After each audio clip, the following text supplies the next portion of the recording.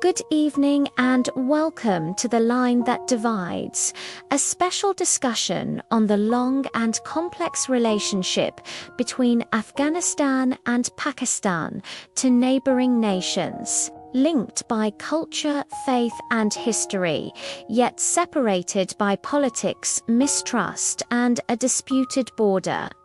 With us tonight are Aisha Rahimi from Afghanistan and Sana Qureshi from Pakistan, two remarkable legal minds to help us unpack this issue for our global audience. Let us begin with the most basic question. Why is there a conflict between Afghanistan and Pakistan? Thank you, Sarah. The roots of this conflict go back to 1893, when British colonial authorities drew an arbitrary border, the Durand Line, slicing through ethnic Pashtun lands. Afghanistan has never formally recognized that line as an international border.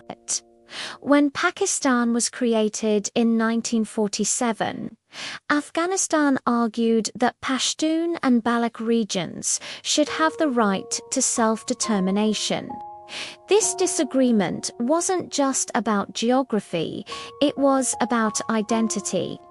Afghanistan sees this border as an artificial wound that still divides families, tribes, and cultures. It's not about aggression, it's about unfinished colonial business that continues to destabilize our relationship. I appreciate that, Aisha, but Pakistan inherited internationally recognized borders from the British Indian state, just like every other post-colonial nation. The Durand Line is as valid as the India-Pakistan border or the boundaries of modern-day Iran.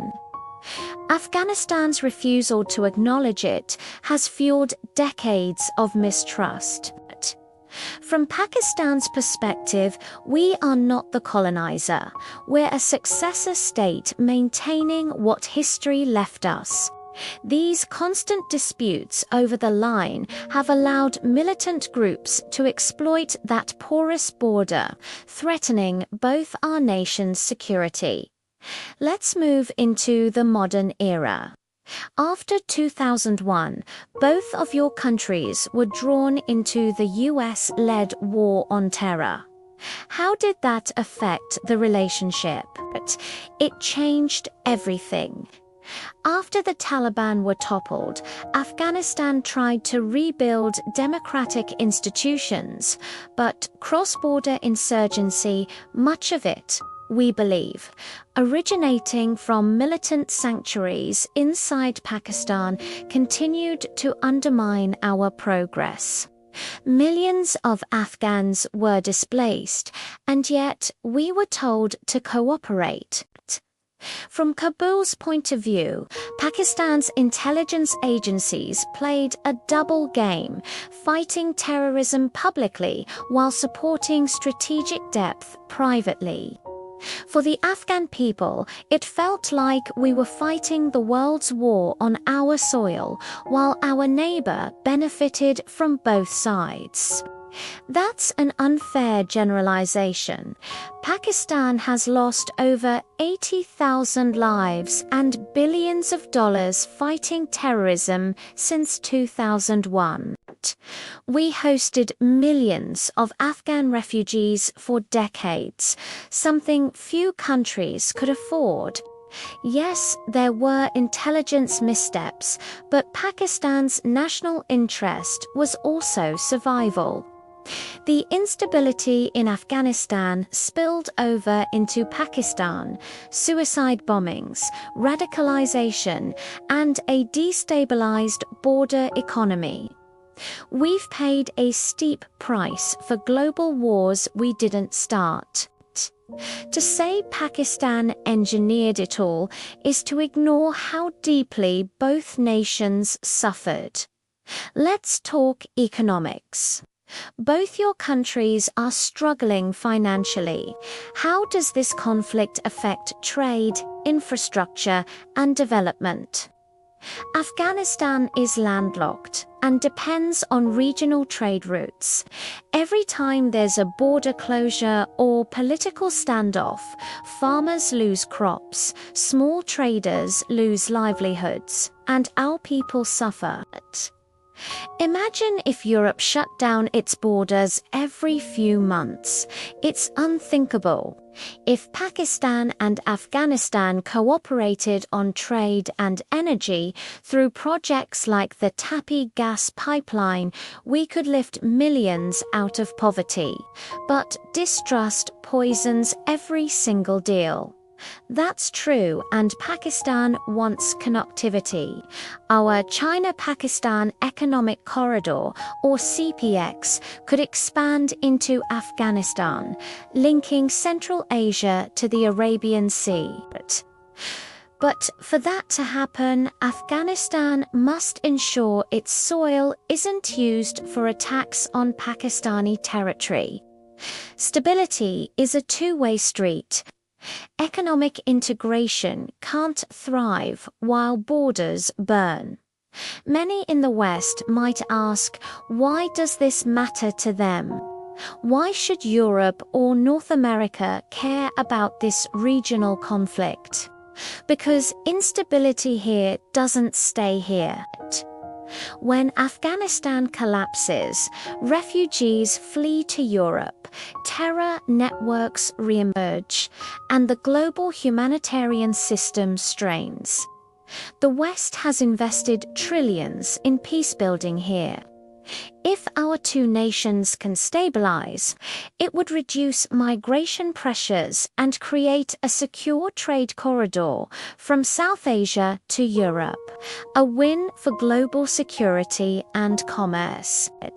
And from Pakistan's side, stability in this region means a reliable energy and trade route connecting the Middle East, Central Asia, and China.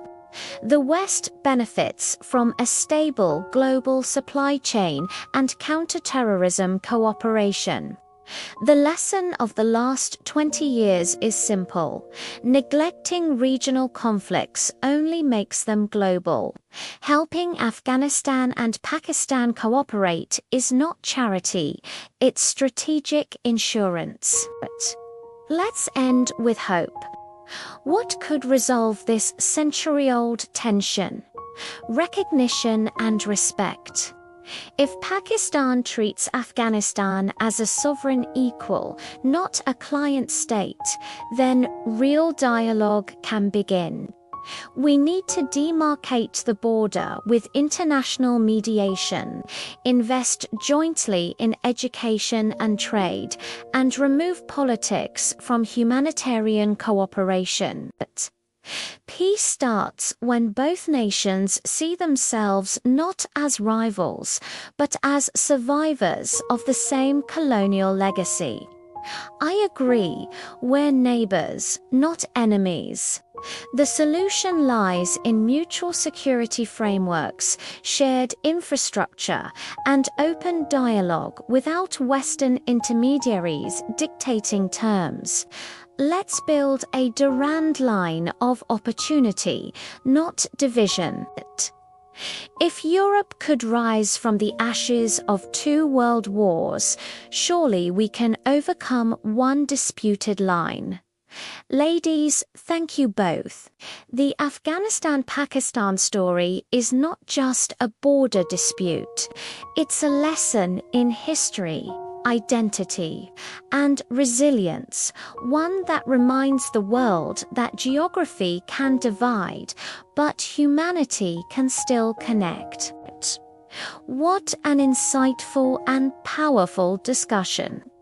A huge thank you to our brilliant guests, Aisha Rahimi and Sana Qureshi, for sharing their perspectives with such clarity and passion. If you found this conversation as enlightening as we did, please hit that like button and subscribe to our channel for more deep dives into the issues that shape our world. Don't forget to ring the notification bell so you won't miss our next video. We truly appreciate your support. Thank you for watching and stay tuned.